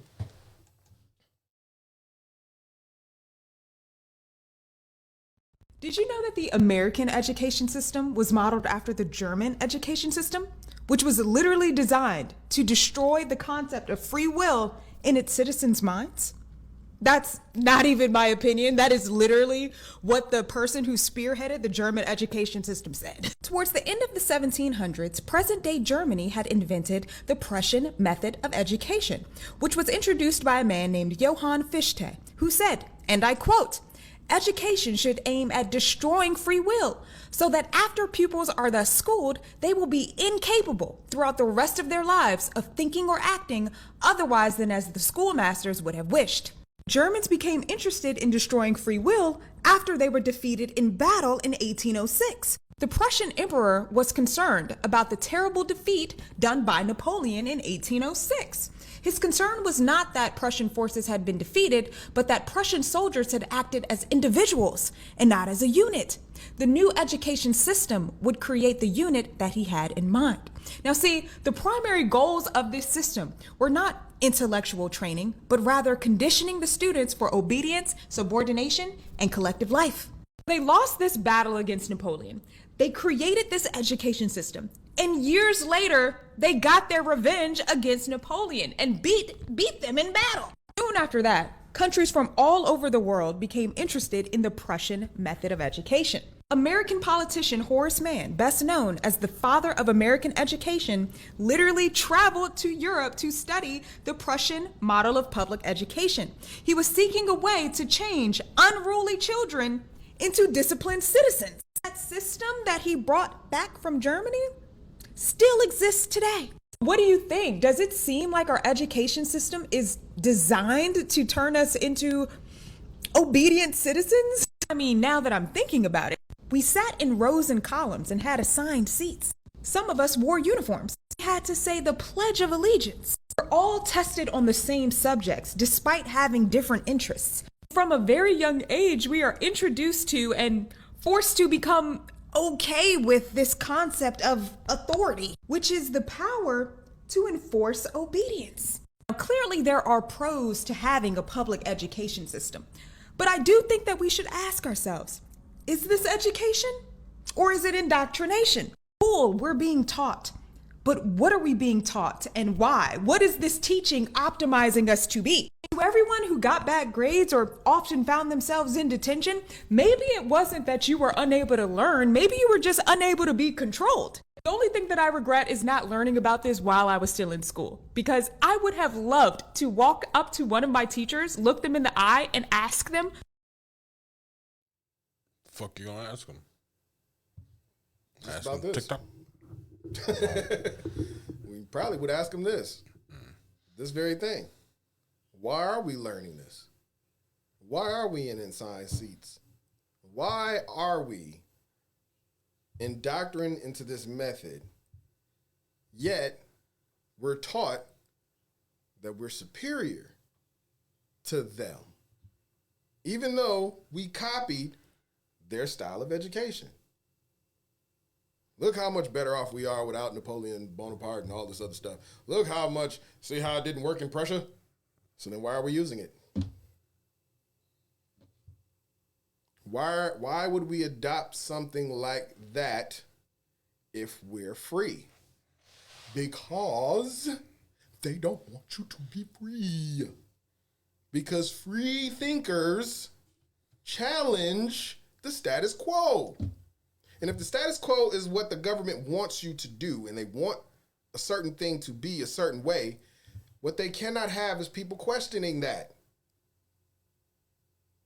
Henceforth, why you saw the ones that did step up and get smoked in the beginning. That is a part of the indoctrination. Now, with that stigma in mind, why do you think anyone that feels like if they say something that's out of the ordinary, If they take a stance that's unpopular with the status quo, well, they're going to kill my ass. We've become complacent, comfortable, and accepting of that fate. We no longer challenge it. We never did. The ones that actually did are gone. The ones that raised those questions were stomped out, weeded out, forced to get corporate jobs, forced to be family men and women, forced to join the working force, and to become the very things that they challenged back in college. And it's crazy because even now with the internet and with stuff like this available for us to learn and know and understand and interpret and say, holy shit, wait a minute, this is fucked up. It's available, and yet they'll sit there and look at you like, yeah, but what you gonna do about it? What you gonna do now? Not a goddamn thing. You ain't even gotta ask the question no more. It's right there in front of you. They're like, shit, look it up if you want to. What you gonna do? Boycott? You're not going to school? Oh, homeschool your ass then. See if you can get into any fucking business with a homeschool degree. Right. Homeschool diploma. What you wrote it on, a sticky note? Right. Who showed up? Your neighbor and the mailman? Fuck you. Alphabet soup. Right. Fuck you. Like, you know, we've gotten too comfortable with that false illusion. Even now, like, when you hear that right there tells you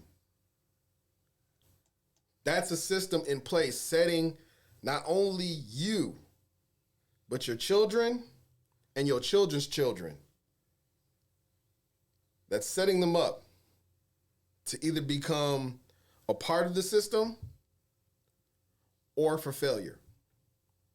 Either you're going to go along, to get along, or you ain't going anywhere and we moving on without you. And usually those that get moved on without end up in jail, end up destitute, they end up in prison, they end up getting labeled as crazy, troublemakers, nuisances, a threat and a menace to society.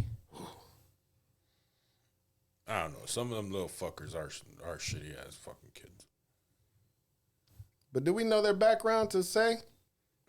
Because not everybody's like born like that. Now I understand if you born and you're literally chewing your way out of your incubator, something's fucked up. But some of these kids come out well, and then something happens.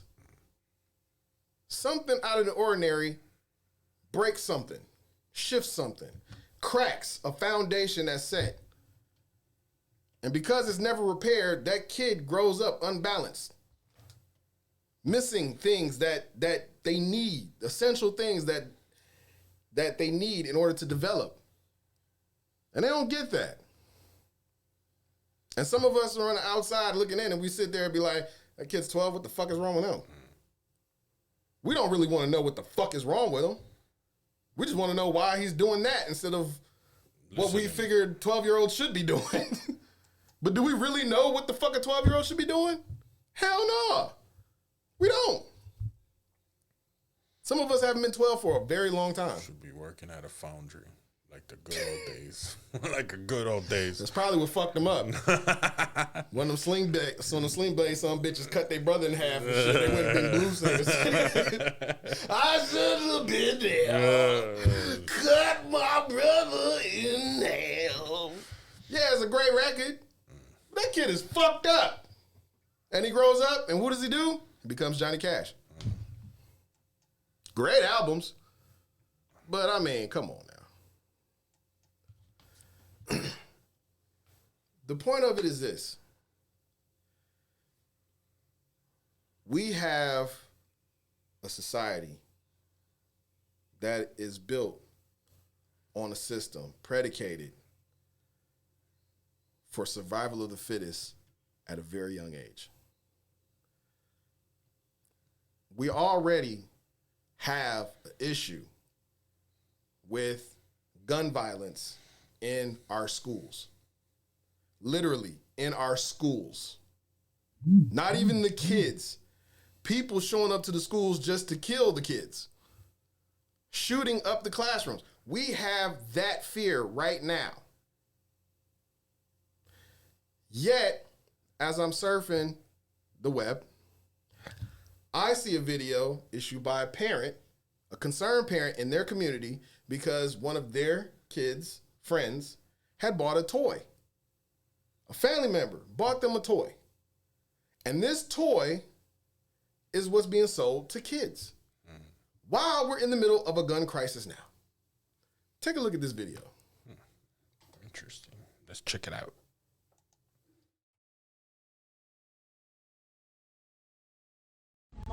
Man, look what they got these kids out here with, man. This shit say Glock, fuck. Man, this shit here, man. They want police to kill these kids, man. These folk wicked, man. And if 9 times out of 10, and them folk push up in the hood, and when these kids whip that bitch out or got it on them, man, or some shit in their hand, man, they gonna spank them kids. They gonna kill them babies, man. Look what these folk doing, man. This shit wrong as hell, man. This shit crazy, boy. That's a plastic toy. That don't even look. What was the like name of the boy?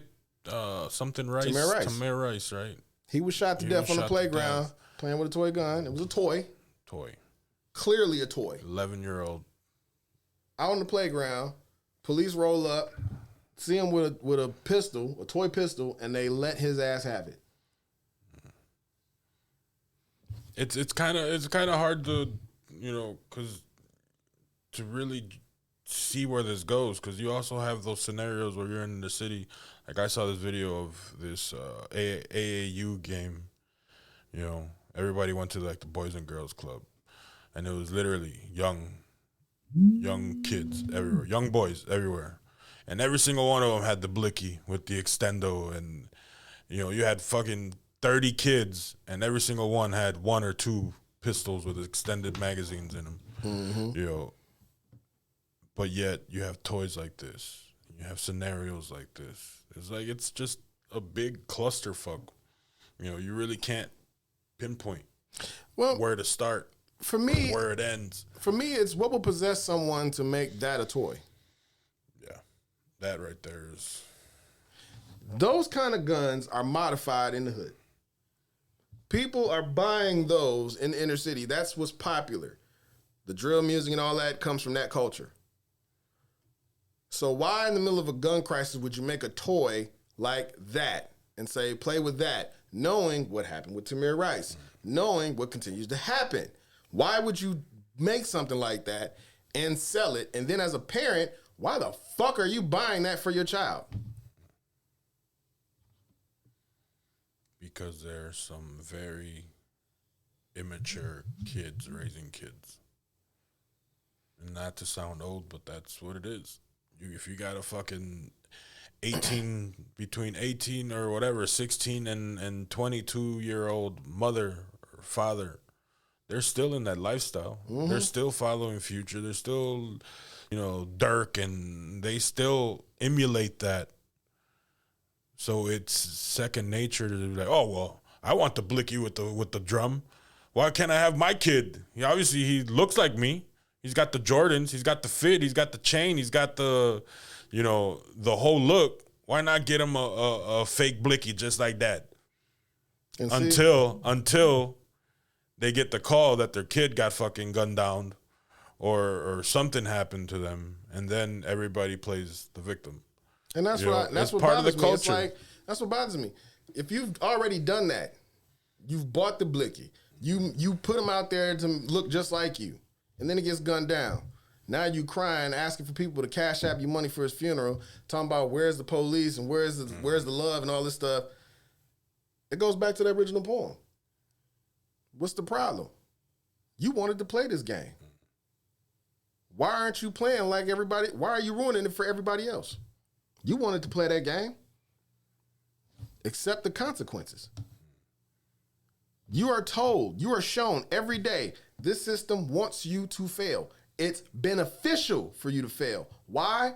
Because you're going to fail and work for it.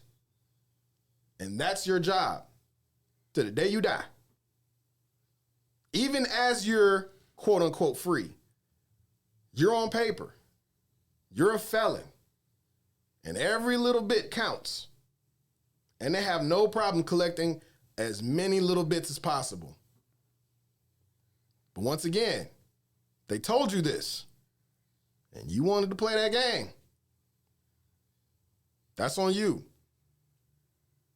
I guess for me, one thing I learned from all of this is stop blaming everything else, take responsibility. Because as much as we can get on this show and call out this and that, and historically, yes, all of this is public knowledge. You choose to participate. You choose to play that game. Either you choose to play by their rules and figure it out for yourself, or you can be a radical and figure out how to change the game itself. I think it's just easy to follow suit. I think that's what plays into it. It's difficult to be original. It's difficult to go outside of what you're already trained to do. Well, then we better start getting fluent on our Martian, because we ain't got much longer to go if we just going to keep following suit. Because the motherfuckers that's thinking otherwise are purchasing their tickets off this rock. There ain't going to be much left to keep and fight for the way we keep going. At some point, somebody's going to have to start asking, what the fuck are we following? I guess I'll be the one to start today. What the fuck are we following? The blicky. With the drum. Right. All right, ladies and gentlemen, that has been our show for today. Thank you for joining us here at the Method Lab. Let us know in the comments. Come around tomorrow for the show. But before you go, make sure you stay tuned for OG Gotti with Fire in the Streets. And if I'm not mistaken, we got new music Monday coming up. So that'll be going on tonight as well. So stick around. That has been the show. We will see y'all mañana. Later.